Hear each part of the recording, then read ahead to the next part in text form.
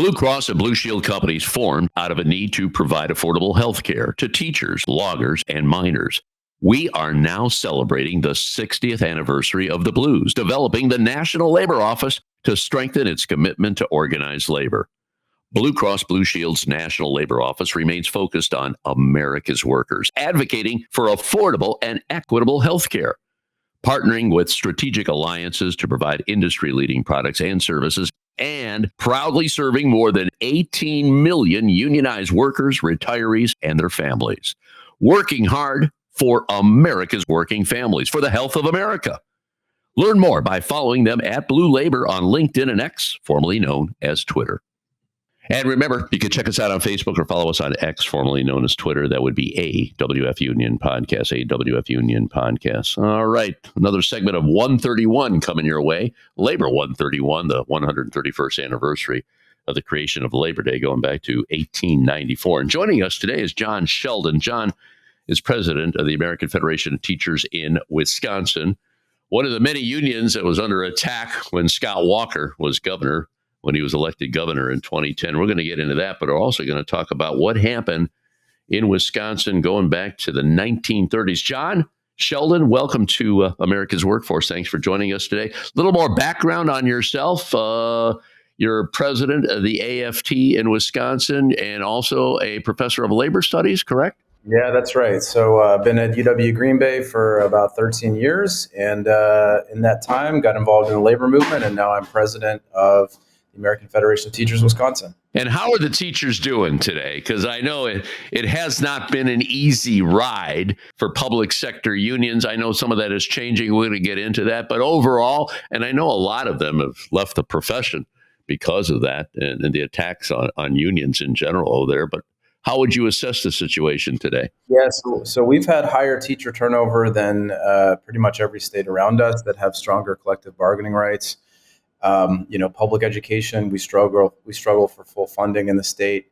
A lot of our teachers have to work their butts off because we have these school referenda that happen pretty much, with regularity because the state legislature, the Republican state legislatures made it difficult to get the state funding that our teachers and our students deserve. But, I'm happy to say that we're fighting here and we've got a lot of big things on the horizon. We're suing. AFT Wisconsin is one of the unions suing to overturn Act 10, which would restore collective bargaining rights in the state. One of the lower court has already overturned the collective bargaining aspects of Act 10, and it's stayed on appeal, but we expect this to eventually work its way through the court system, and very hopeful we're going to win that. We've got an open governor's race and legislative maps that are no longer gerrymandered. So things are on the upswing here in the state, and people are feeling a sense of possibility in a way that probably hasn't been the case in some time. Can I ask you what happened? I mean, Wisconsin has a history, and obviously there's a storied history there. I want to talk about some strikes that went on many, many years ago, but it's been kind of a progressive, blue-collar, more labor-friendly state. What happened back in 2010, in your opinion? Yeah, well, there's been some good stuff written about that. But I think the biggest thing that happened is, first of all, it's, that Tea Party wave. Lots of people were frustrated that, they elect Barack Obama and have a trifecta in Congress. And so much of the rampant inequality, that were impacting people's lives, the Democratic administration just didn't feel like they were moving the needle enough, right? So I think there was partially kind of a reaction against that. Of course, there was a lot of money in politics after Citizens United, which was right around that time. And in Wisconsin, Scott Walker, very skilled politician, came in and reframed the feeling of insecurity that I think a lot of blue collar folks were feeling, especially as deindustrialization had hollowed out the blue collar, labor unions quite a bit, and the decline of manufacturing, and basically said, like, don't look at the Koch brothers, don't look at Diane Hendricks, who's this big Republican donor in southern Wisconsin. Look at the public sector workers who are around you. They've still got good pensions, you don't. They've still got good healthcare, you don't. And Walker said this, right? Like, elect me, and I'll do something about that. I'll lower your taxes. and we'll hold these fat cat. It's ridiculous to say it this way, but these sort of privileged white collar workers. And that's what he did. He set public and private sector against each other. In fact, he even said this to Diane Hendricks, actually, this donor, which is why I kind of brought her up. She's in my mind. First we'll go after the public sector, then we'll go after the private sector. So he was never going to actually do anything to make any working class people's lives better, but he took away bargaining rights. He used that moment to take away bargaining rights from public employees. And then 2 years later, made Wisconsin, one of the first Midwestern states to become a right to work for less state. So it was a divide and conquer strategy at a very particular political moment. And one of the things I've learned since, living in Wisconsin for over a decade now is that, people really do adhere to progressive values for the most part in this state. Democrats have won every statewide election, practically speaking, with one exception since, 2018. And it really was that one political moment, but we've still been kind of paying the consequences. You are a right to work state. Michigan was a right to work state. And a lot of that had to do with the fact that there was a change in the legislature there. Is any of that about to happen in Wisconsin or no? So one of those statewide elections that I've been talking about, our state Supreme Court is elected. We're one of the, a lot of states don't have that that possibility. We have won. Democrats have. They're nonpartisan, but they basically follow on partisan lines. Have won the last two big state Supreme Court elections. So the balance of the court has changed, which has now allowed us to have a conversation about fair legislative maps. So at a time when, places like Texas, they're gerrymandering to deliver more votes in a very unfair way to the GOP. In Wisconsin, we had a state Supreme Court, now a fair state Supreme Court that basically overturned the gerrymandered maps 2 years ago. So in the last legislative election, Democrats picked up 10 seats in the state assembly, a couple more in the state Senate, and are poised in 2026, with obviously things would really have to break right. But a lot of anti-Trump animus out there. But there's a real chance that Democrats could take control of the legislature for the first time since before 2010. And John, how did that happen? And this could be a lesson to those listening. You mentioned Texas. We do this show in the state of Ohio. Our maps are way gerrymandered here. They tried to do something last year, but the way they worded it on the ballot, I'm sure you're familiar with that. It was very confusing for voters. They didn't even know exactly what they were voting for. But, the bottom line is politicians are not supposed to choose their voters. Voters are supposed to choose their politicians. That's how democracy works in America. Mm-hmm. But sadly, that's not the case anymore. I have to ask you about that question. What do you think moving forward with all of this? Well, what we did in Wisconsin is we worked our asses off, honestly. We saw the importance, especially when you have gerrymandered state maps. The one thing that you can't gerrymander are statewide elections.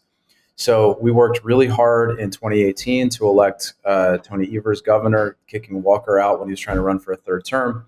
We got Evers reelected in 2022, and these are very small margin races, right? In Wisconsin, a 1% margin is a landslide. So every vote really does matter. Two state Supreme Court races. The last one we had this past spring, your listeners probably know about. We were helped by Elon Musk coming in and literally trying to buy the election. Mm-hmm. But the one that we had just a year before, which actually swung the balance of the court, also took a lot of work for us to get our members of our community to turn out. And our locals in AFT Wisconsin, we have about 40 locals across the state. Higher ed, tech colleges, K-12. And, we recognize the importance of getting involved in politics. And so we do a lot of relational voter work where instead of just knocking on random doors, we make sure that everybody in our workplace, whether they're a union member or not yet, understands the importance of election and goes out to vote. And so those kind of things add up when you do that, across the entire state. And so that's what folks need to do is they need to be talking to their friends and neighbors in it.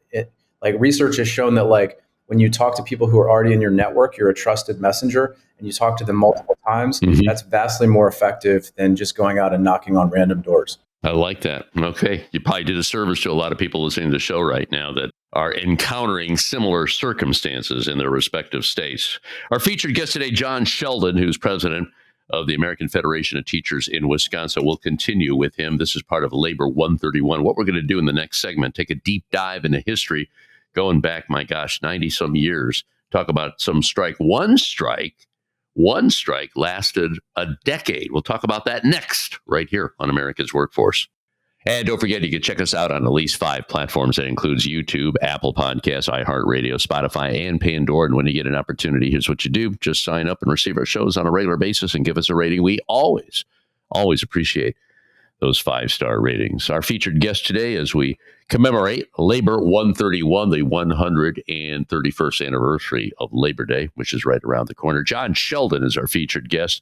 Jon is president of the AFT in Wisconsin. Of course, that's the American Federation of Teachers. He's also on the faculty of the University of Wisconsin at Green Bay. Big Packers fan. I think everybody's a Packers fan in Green Bay. How can you not be? How can you not be? I know. And this is the one team it's still owned by the city, correct? It's not actually owned by the city. It's actually owned by a nonprofit that has, like, I hate to burst people's bubble on this because it's not like municipally owned, but it is a nonprofit, and the Packers do give a lot of the profits that they make to other local nonprofits. So they support the community, and most importantly, we don't have some like terrible owner trying to squeeze the city for everything that they can get out of it. We're going through that in Cleveland with Jimmy Haslam and the Cleveland Browns. They want to move the stadium from downtown Cleveland over to a suburb, Brook Park. And of course, he wants state money, and he wants county money, and he wants city money. But this is a billionaire that obviously can do it on his own, but refuses to do so. But that's another story. I believe Bernie Sanders called that rugged individualism for the poor and socialism for the rich. He's absolutely right on that. Absolutely right. All right, let's talk about what happened in Wisconsin back in the 1930s. Now, Kohler, big company in America, plumbing supplies, toilets, faucets, and all that kind of stuff, manufactured in Wisconsin for many, many years. Talk to me about what happened in 1934, and then you could fast forward to what happened 20 years later. Go ahead. Yeah, so Kohler was one of the biggest companies in Wisconsin. In fact, the CEO ended up leaving the company to run for governor in like 1932. So that just and won. So that gives you a little bit of a sense of like how important that family was. But workers there, 1933, right? I'm sure you've probably talked about this. FDR administration comes in and passes this law that makes it much more favorable for workers to organize. And workers at Kohler decided they wanted to organize. So they formed a union, signed up with the AFL. At that time, they were called a Federal Labor Union. So it wasn't like they didn't have a specific like kind of identity yet, but they were just affiliated with the AFL. And essentially the ownership just said, we're not gonna have any conversations with you, right? I mean, like, we're not going to recognize your union at all. And these workers, of course, it's during the Depression, making low wages. And the big issue was that one of the things Kohler did to keep their workers around is they kept a lot of workers, but just basically gave them all part-time work. So it was a really good way to create widespread discontent because nobody could really afford to like make ends meet. So workers went on strike in 34, and Kohler basically refused to negotiate. Instead, they deputized a bunch of people from the surrounding community to serve as a kind of private army, right? I mean, similar to Pinkertons, that kind of thing. Mm-hmm. And they ended up firing on strikers in 1934. Killed a couple of people, and the response from the governor in Wisconsin, who by that time there was an election in 33, and then a new governor in 34. That time was a Democrat. So the response of the Democratic governor and FDR was, instead of like probably a lot of the other things that you've talked about in this series before the 1930s, where the government sends in troops to put down the strike, the governor of Wisconsin actually sent in the National Guard to protect the strikers. And FDR came to Wisconsin, actually came to Green Bay about a month after the strike, and basically sort of said, I stand with the workers in this state, right? I mean, this was at the moment, when labor law was being litigated in the courts. And then, of course, in 35, you get the National Labor Relations Act. So, the workers, they don't really necessarily win the strike. There's kind of a rough truce that happens. And then, workers, of course, across the country flock into unions in the 30s and 40s. Kohler gets some contracts in the 40s from the government that kind of makes them a little less hostile to their workforce, but they still, the workers still don't have a contract. That doesn't happen until 1953, when workers at Kohler vote to. It's a little complicated, and we don't have time for it. But essentially, at that time, they voted to affiliate with the UAW, so United Auto Workers. So Walter Reuther, of course, is the president at the time.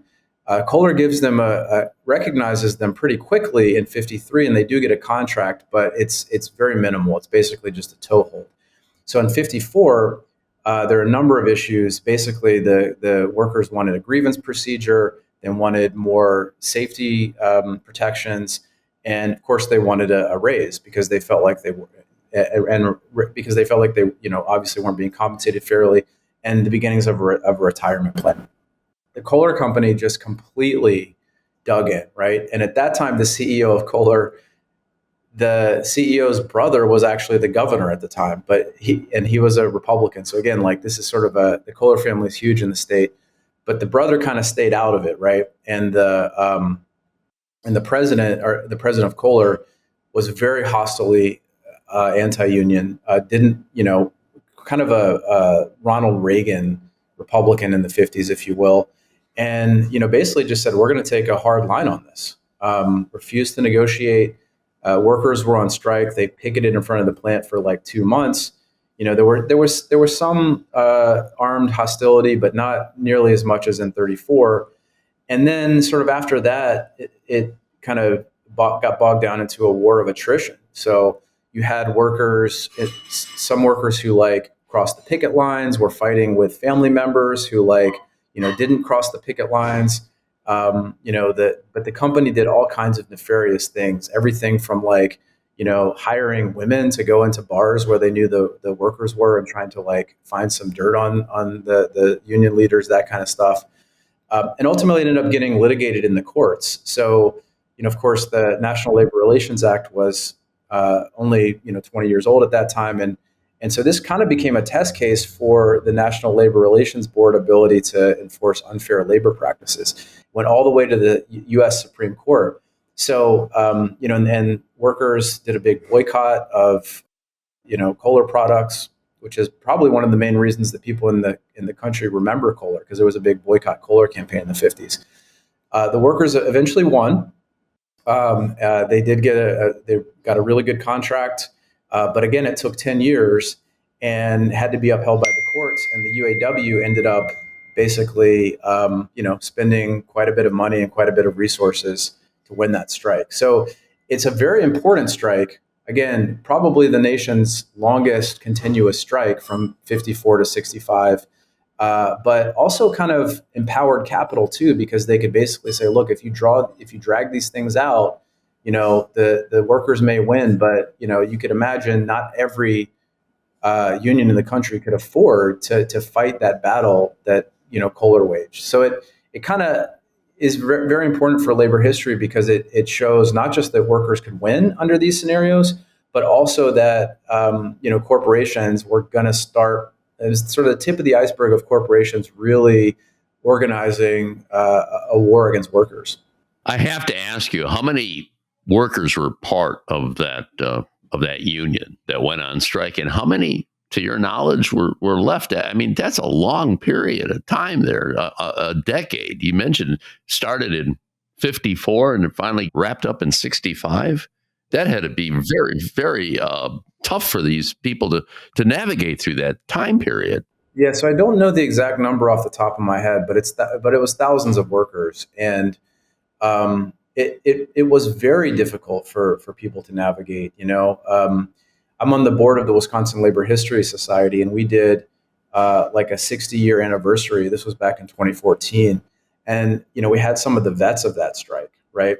Most workers stayed off the job, by the way. Mm-hmm.